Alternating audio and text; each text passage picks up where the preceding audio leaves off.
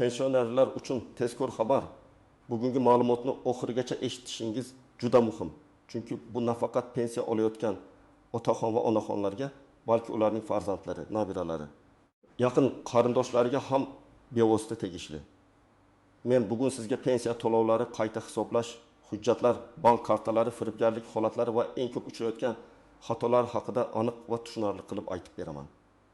Agar sizning uyingizda pensioner bo'lsa yoki o'zingiz pensiya olayotgan bo'lsangiz, bu ma'lumotni e'tiborsiz qoldirmang. Hozirning o'zida kanalga obuna bo'ling, videoga like bosing. Chunki bunday ogohlantirishlar ko'pchilikning pulini, vaqtini va asabini saqlab qoladi. Avvallari ko'pchilik pensionerlar pensiyasini odatdagidek olardi. Kimdir naqd pul shaklida, kimdir bank kartasi orqali, kimdir esa pochta orqali uyiga yetkazib berilishini kutardi. Pensiya miqdori oshsa, ko'pchilik buni faqat oylik ko'tarildi deb tushunardi.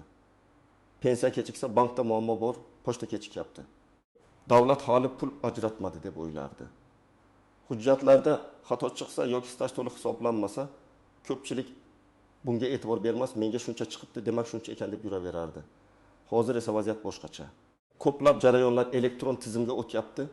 Ma'lumotlar idoralararo bazalar orqali tekshirilmoqda. Bank kartalari, plastik to'lovlar, arizalar, qayta hisoblash, ijtimoiy nafaqalar, qo'shimcha to'lovlar bo'yicha nazorat kuchaygan. Bu yaxshi tomoni bilan ham, muammoli tomoni bilan ham muhim. Yaxshi tomoni shuki, agar hujjatlaringiz to'g'ri bo'lsa, ish stajingiz, maoshingiz, imtiyozlaringiz to'liq ko'rsatilgan bo'lsa, pensiya masalalarini tezroq aniqlashtirish mumkin. Muammoli tomoni esa shuki, bir dona noto'g'ri ma'lumot, eski pasport, almashtirilmagan bank kartasi, bazada ko'rinmayotgan ish staji yoki vaqtida berilmagan ariza sizning pensiya pulingizga ta'sir qilishi mumkin. Men ekspert sifatida eng avvalo shuni aytaman. Pensioner hammasi o'zi bo'ladi deb kutib o'tirmasligi kerak. Pensiya bu sizning qonuniy haqqingiz.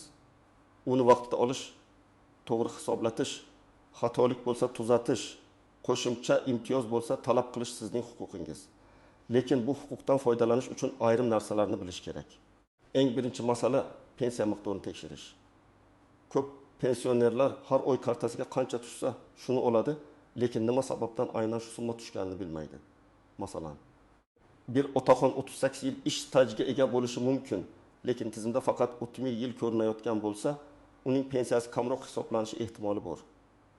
Yoki bir onaxon yoshligida zavodda, keyin maktabda, keyin kolxozda ishlagan.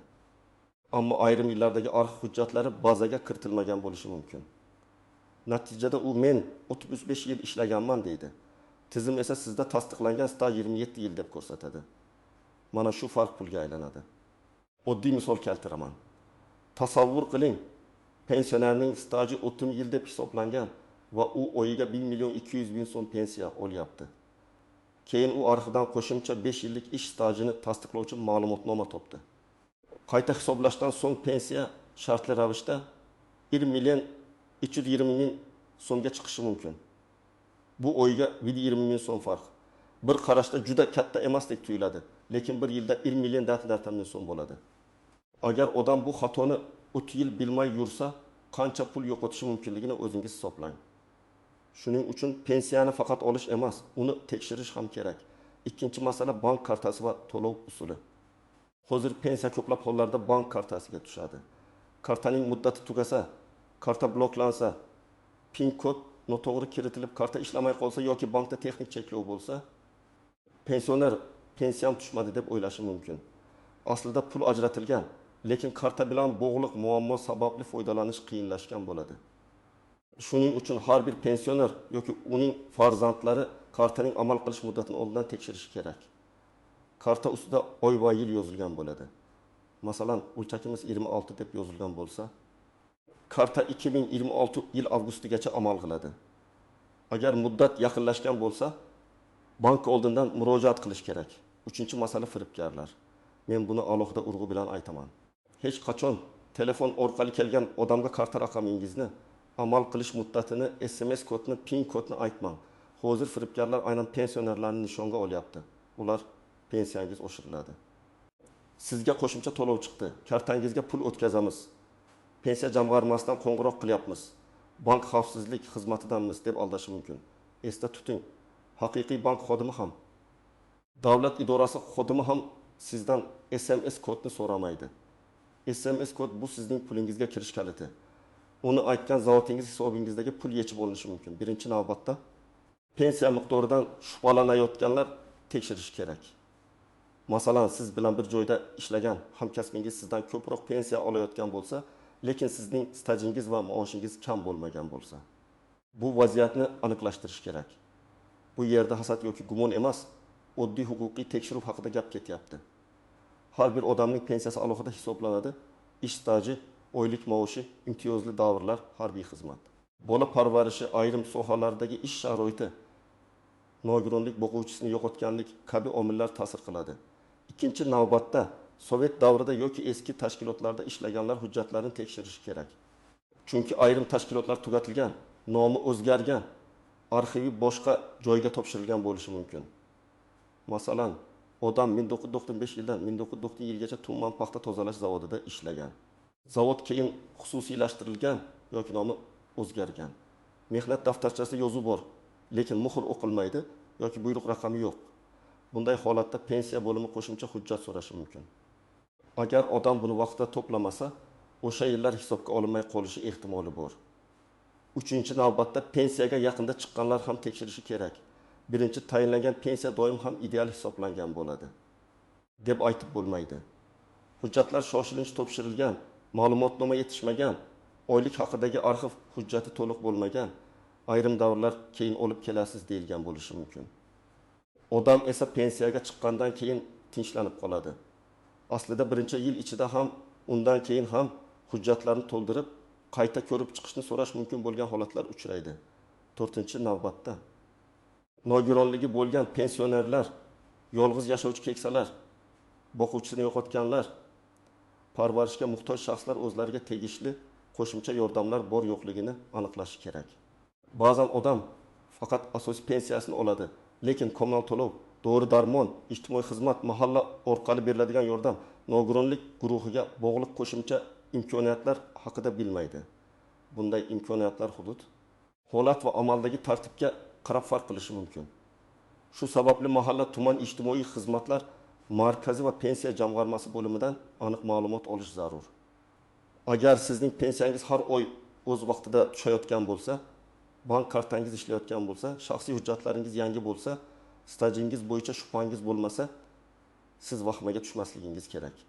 Men bu videoda odamlarni qo'rqitish uchun emas, ogohlantirish uchun gapiryapman. Hamma pensioner yugurib idoraga borishi shart emas. Lekin kamida bir marta o'z pensiya ma'lumotlarini tekshirtirib qo'yish foydadan xoli emas. Masalan, agar siz pensiyaga chiqqaningizda barcha hujjatlarni to'liq topshirgan bo'lsangiz, mehnat daftarchangizdagi hamma yozuvlar aniq bo'lsa, arxiv ma'lumotnomalari berilgan bo'lsa, pensiya tayinlash qarorida hamma davrlar ko'rsatilgan bo'lsa, unda faqat umumiy nazorat yetarli. Har oy karta tushumini tekshiring, SMS xabarlarni kuzating, kartani begonalarga bermang. Pasport yoki EID karta muddati va telefon raqamingiz bankdagi ma'lumotlar bilan mos ekanini tekshirib turing. Birinchi misol. Toshkent viloyatida yashovchi bir onaxon 32 yil maktabda ishlagan. Pensiyaga chiqqanda unga oyiga 1 milliarder 2 ming so'm atrofida pensiya tayinlangan. U bir necha yil shu pulni olib yurgan. Keyin sobiq hamkasbi bilan gaplashib qolganida hamkasbining pensiyasi ancha yuqori ekanini bilgan. Onaxon tuman pensiya bo'limiga borib, ish staji va ish haqi ma'lumotlarini qayta tekshirtirgan. Ma'lum bo'lishicha, 1990 yillardagi 4 yillik ish davri bazada noto'liq kiritilgan. Chunki eski maktab arxivida buyruqlar alohida saqlangan ekan. Arxivdan ma'lumotnoma olingach, pensiya qayta hisoblangan. Farq juda katta bo'lmasa ham, oyma-oy sezilarli qo'shimcha chiqqan. Muhimi odam o'z haqqini bilib olgan. Ikkinchi misol, bir otaxon pensiyasini kartadan olardi. Bir kuni unga telefon qilishib, sizga 600 ming so'm qo'shimcha pensiya kompensatsiyasi chiqdi. Hozir kartangizga tushiramiz, SMS kodni ayting deyishgan. Otaxon ishonib kodni aytgan. Bir necha daqiqadan keyin kartasidagi pensiya puli yechib olingan. Keyin bankka borgan, ariza yozgan, ichki ishlar organlariga murojaat qilgan, lekin pulni qaytarish jarayoni juda qiyin bo'lgan. Mana shu sababli men yana qaytaraman. SMS kod, PIN kod, karta ma'lumoti hech kimga aytilmaydi. Hatto qo'ng'iroq qilgan odam o'zini davlat idorasi xodimi deb tanishtirsa ham. Uchinchi misol. Bir pensionerning kartasi muddati tugagan. U buni bilmagan. Pensiya tushgan, lekin bankomatdan pul yechmoqchi bo'lganda karta ishlamagan. U pensiyani to'xtatib qo'yishdi deb xavotirga tushgan. Aslida muammo juda oddiy bo'lgan. Bankka borib yangi karta chiqarish kerak edi. Bunday holatda eng to'g'ri yo'l avval bankning rasmiy filialiga borish, shaxsni tasdiqlovchi hujjat bilan kartani yangilash, keyin pensiya tushumini tekshirish. Pensiya masalasida eng nozik nuqtalardan biri hujjatdagi ism, familiya otasining ismi mosligi. Masalan, mehnat daftarchasida Muhammadjonov deb yozilgan, pasportda Mamadjonov bo'lsa yoki eski hujjatda tug'ilgan sana bir kun farq qilsa, tizim buni alohida shaxs deb qabul qilishi mumkin. Ayniqsa ayollarda familiya o'zgargan bo'lsa, nikoh guvohnomasi, ajrim bo'lgan bo'lsa tegishli hujjat. Familiya almashtirgan bo'lsa, IHDY yo ma'lumotnomasi kerak bo'lishi mumkin. Bitta harf xatosi ham ba'zan hujjatlarni to'xtatib qo'yadi. Yana bir muhim jihat, mehnat daftarchasining o'zi hamma narsani 100% hal qilib bermasligi mumkin. Mehnat daftarchasida yozuv bor, lekin tashkilot muhri tushunarsiz. Ishga qabul qilish buyrug'i raqami yo'q. Ishdan bo'shash sanasi ko'rsatilmagan bo'lsa, qo'shimcha tasdiq talab qilinishi mumkin. Shuning uchun arxiv ma'lumotnomalari juda muhim. Agar tashkilot tugatilgan bo'lsa, uning hujjatlari tuman, shahar yoki viloyat arxiviga topshirilgan bo'lishi mumkin. Ba'zan odam bir idoraga boradi, bizda yo'q deyishadi. Shu bilan to'xtab qoladi. To'xtamang. Qaysi arxivga topshirilganini yozma ravishda so'rang. Yana bir xatolik, men pensiyaga chiqdim. Endi hech narsani o'zgartirib bo'lmaydi degan fikr. Bu noto'g'ri. Agar yangi hujjat topilsa, ish staji tasdiqlansa, oylik haqidagi ma'lumot aniqlansa, qonunda nazarda tutilgan tartibda qayta hisoblashni so'rash mumkin. Albatta, har bir holat alohida ko'rib chiqiladi. Hamma murojaat avtomatik ravishda pensiyani oshirib yubormaydi. Lekin murojaat qilish huquqingiz bor. Yana bir nozik masala chet elga vaqtincha ketish, yashash joyini o'zgartirish, ro'yxatdan o'tish, bank filialini almashtirish. Agar pensioner boshqa viloyatga ko'chib o'tsa, doimiy yashash manzili o'zgarsa, tegishli idoralarga xabar berish kerak bo'lishi mumkin. Chunki to'lovlar, ijtimoiy xizmatlar va ayrim yordamlar manzilga bog'liq bo'ladi.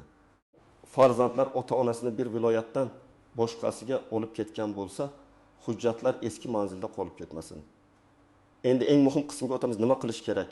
Men sizga aniq qadamlarni aytaman. Birinchi qadam: pensiya tushumlaringizni tekshiring. Har oy kartaga qancha tushayotganini yozib boring. Agar imkon bo'lsa, bank ilovasi orqali yoki bank filialidan ko'chirma oling.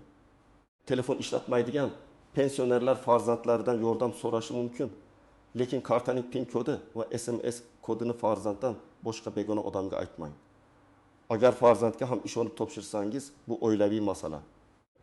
Lekin har qanday holatda nazorat o'zingizda bo'lsin. Ikkinchi qadam: pensiya hujjatlaringizni bir papkaga jamlang.